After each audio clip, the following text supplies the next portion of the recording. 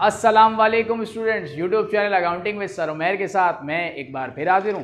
Student, आज मैं आपको एडीसी पार्ट 1 की अकाउंटिंग का टॉपिक अकाउंट रिसीवेबल उसका एक और सॉल्यूशन करके दिखाऊंगा। लेकिन वीडियो देखने से पहले आपने अगर मेरे यूट्यूब चैनल को सब्सक्राइब ना किया हो तो सब्सक्राइब कर लें ताकि हर नई आने वाली वीडियो का आपको नोटिफिकेशन मिल सके। स्टूडेंट्स, ये क्वेश्चन 2010 प्राइवेट क्वेश्चन नंबर 5 है जो मेरे लेफ्ट पर आपको नजर आ रहा होगा। क्वेश्चन रीड करें। इसमें हमसे कहा जाता है Tariq trader has the following selected information from business record during 2009.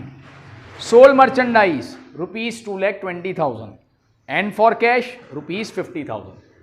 220 की on account सेल की, 50,000 की कैश पर सेल की.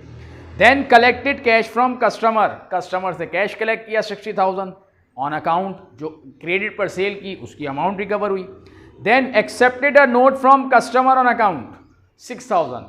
कस्टमर से जो अकाउंट की हमें अमाउंट कलेक्शन करनी थी 6,000 की, उसको हमने नोट में कन्वर्ट कर दिया, प्रॉमिसरी नोट साइन करवा लिया कस्टमर से 6,000 का. Then a customer account reveal a credit balance 1,000. Customer के अकाउंट में क्रेडिट बैलेंस शो रहा है 1,000 का. स्टूडेंट्स, ये एडवांस फ्रॉम कस्टमर है, कस्टमर से हमने एडवांस अमाउंट वसूल कर लिया है. Next, worthless account return off 7,000. Customer के अकाउंट को हमने राइट ऑफ कर दिया. वर्थलेस मीन्स वो कस्टमर जो हमें पे नहीं कर रहा, हमने उसके अकाउंट को ही क्लोज कर दिया 7,000 से. Earlier right of recovered rupees 5,000. और जो हमने पहले अकाउंट्स बंद कर दिए थे, प्रीवियसली राइट ऑफ कर दिए थे, उस अकाउंट की अब हमें रिकवरी हो रही है और वो रिकवरी हो रही है 5,000 की. देन बैलेंस एट जनवरी 1, 2009.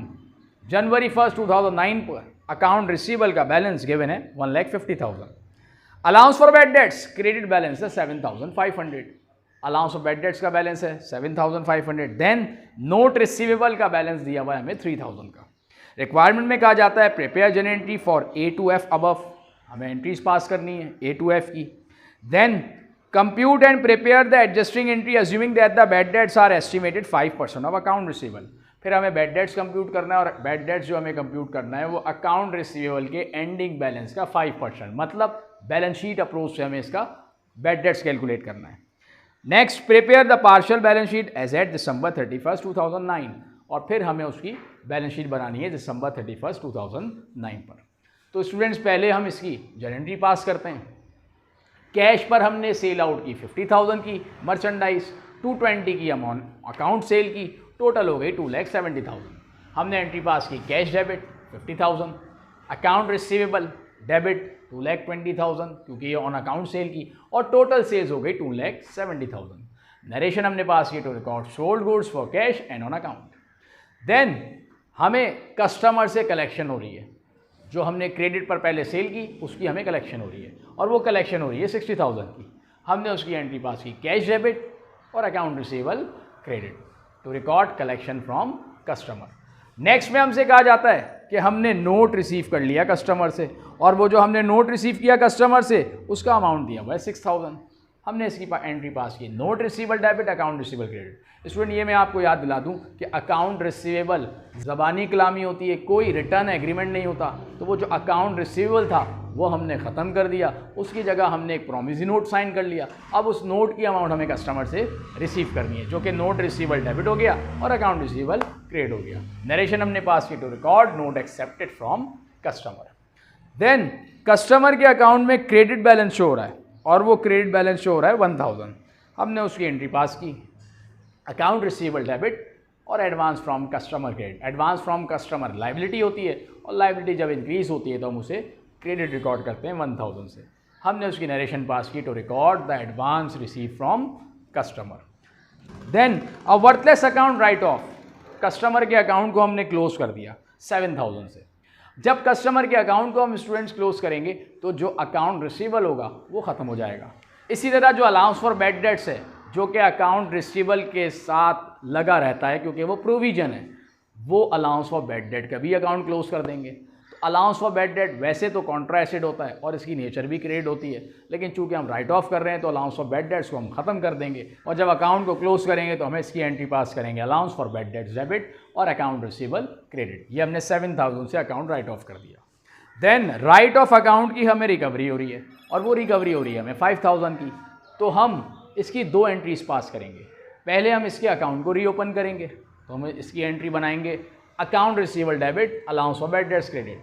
जो राइट ऑफ अकाउंट में हमने अकाउंट्स बंद कर दिए थे, रिसीवेबल को ख़त्म कर दिया था, अलाउंस फॉर बैड डेट को भी ख़त्म कर दिया था, उसे दोबारा ओपन करेंगे।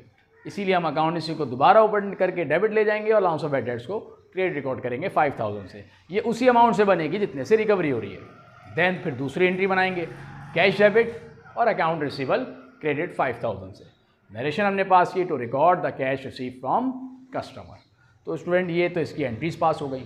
अब हम इसका बैड डेट्स कंप्यूट करेंगे। एडजस्टिंग एंट्री बनाने से पहले हमें चूँकि अकाउंट रिसीवेबल का एंडिंग बैलेंस चाहिए, जबकि यहाँ जो अकाउंट रिसीवेबल का बैलेंस गिवन है वो ओपनिंग बैलेंस है, तो हम पहले इसका अकाउंट रिसीवेबल का एंडिंग बैलेंस निकालेंगे, जो कि हमें यहाँ रखना होगा।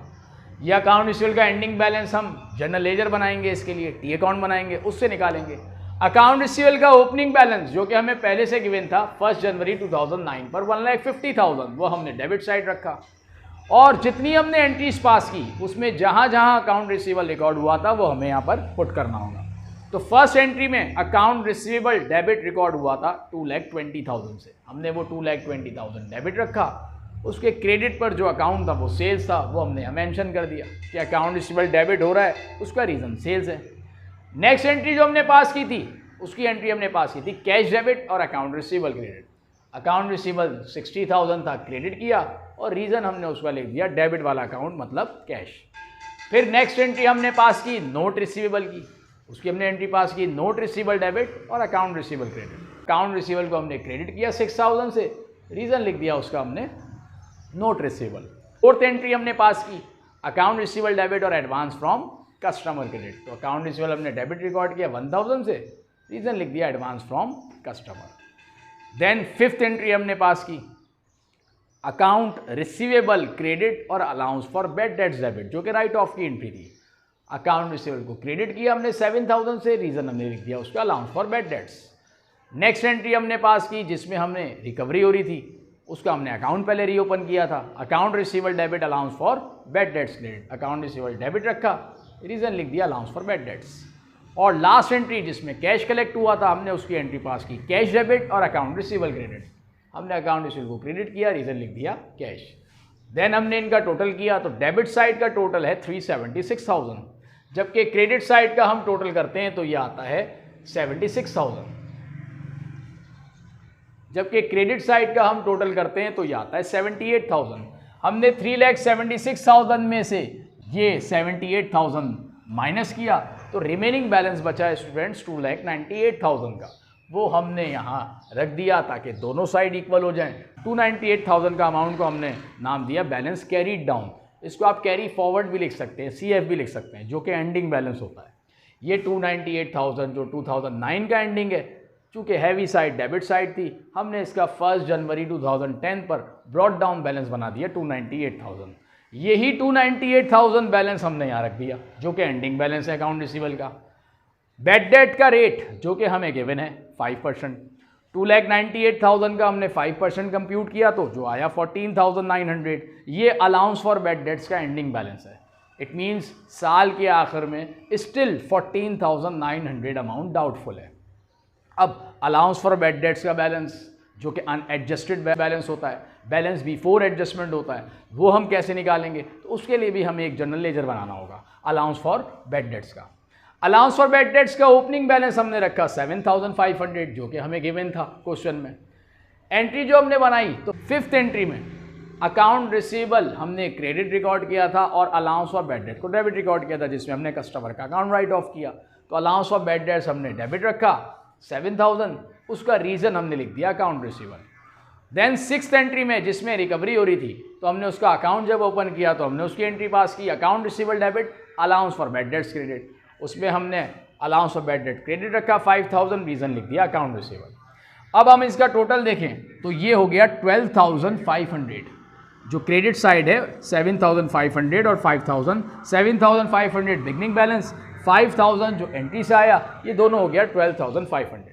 जबकि डेबिट साइड अगर देखें तो वो 7,000 एक एंट्री आई थी वो रिकॉर्ड किया। अब ये हो गया 12,500 और ये हो गया 7,000। अगर देखा जाए तो ये अमाउंट 5,500 हैवी है। 5500 अमाउंट हैवी है। अब ये आसानी के लिए मैं आपको ये क्लियर कर दूं, 7500 और 5000 12500, जबकि यहाँ 7000 है। इसका मतलब क्रेडिट बैलेंस हैवी है 5500 का, मतलब balance before adjustment allowance for bad debt का है 5500। वो 5500 स्टिल डाउटफुल अमाउंट था जो कि साल के दौरान था। ये हमने इसमें से माइनस कर दिया और माइनस करने के बाद जो अमाउंट आ गया 9400, इसको हमने नाम दिया बैड डेट एक्सपेंस। साल के आखिर में 14,900 रुपये स्टिल डाउटफुल हैं, जो कि साल के दौरान 4,000, जो कि साल के दौरान 5500 था। इसका मतलब जो अमाउंट इंक्रीज़ हो गया वो हमारा बैड डेट्स है 9500। इससे हमने एंट्री पास की, बैड डेट एक्सपेंस डेबिट और allowance for bad debts credit, ये इसकी एडजस्टिंग एंट्री हो गई। नरेशन पास कर दी to record the bad debt expense. अब स्टूडेंट्स ये एंट्री बनाने के बाद ये अलाउंस फॉर बैड डेट्स का लेजर जिसको हम बैलेंस करेंगे, एंट्री में हमने अलाउंस फॉर बैड डेट्स को क्रेडिट किया 9400, तो हमने यहाँ पर 9400 लिख दिया। डेबिट पर रीज़न उसका बैड डेट एक्सपेंस है, और यहाँ पर जो अलाउंस फॉर बैड डेट का एंडिंग बैलेंस था जो वर्किंग करके हमने निकाला वो आया 14,900। चूँकि अलाउंस फॉर बैड डेट्स की नेचर क्रेडिट होती है तो जो इसका एंडिंग बैलेंस होगा वो डेबिट साइड पे रिकॉर्ड होगा 14,900 से। 31 दिसंबर 2009 को इसको हमने नाम दे दिया बैलेंस कैरीड डाउन का। अब स्टूडेंट इसका टोटल कर लें तो ये भी 21,900 हो गया और ये अमाउंट भी 21,900 हो गया।